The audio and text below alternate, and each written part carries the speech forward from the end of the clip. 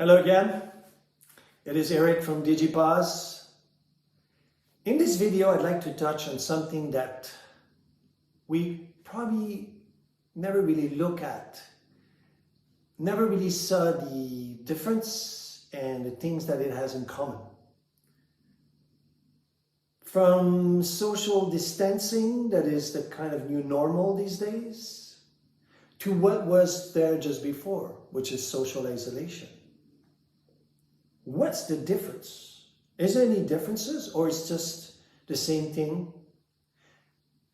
Before the lockdown, I was already doing some investigation because of my work and passion to generate this notion of life-tech balance.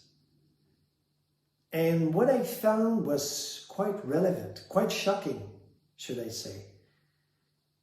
What I found is that more and more people are seduced with this idea to work on their own. You know, creating your own freedom, working from wherever you want to, as long as you want to. You know, having the convenience to be free. But is it really a luxury? Let me think. I spoke to some fellows that live their life traveling around. You know, they either have blogs or they're coaches.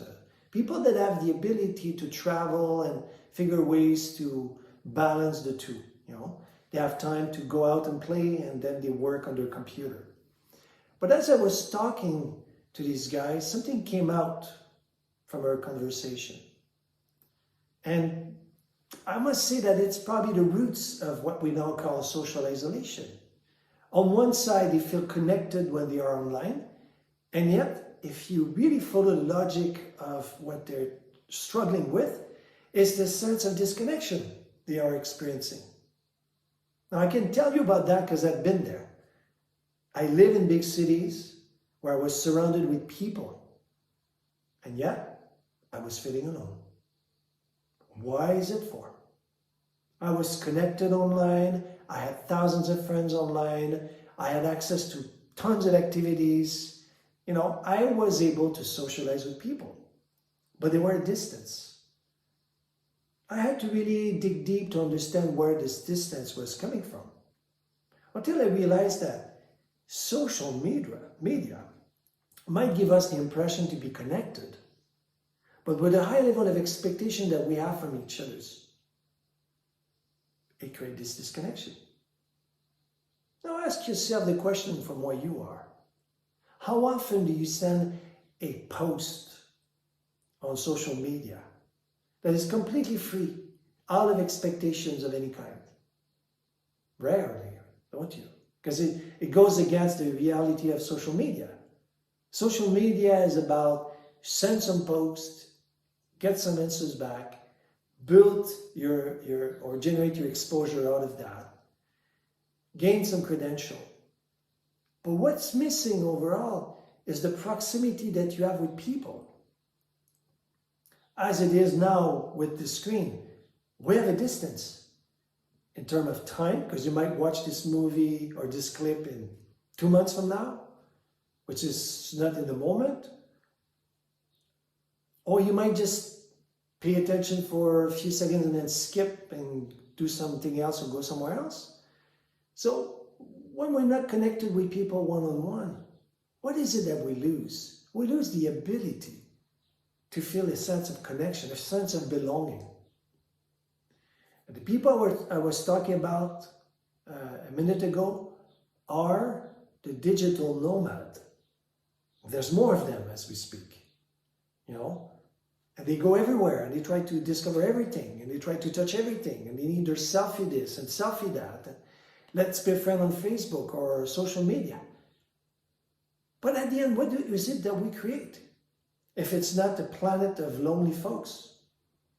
So look at the difference between social isolation and social distancing, and you would be surprised to realize that there's many things in common. Social isolation, already people were locked in, living in their own world.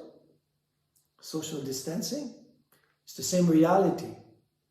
But except that this time, it is a reality that is imposed by us, to us, by the system.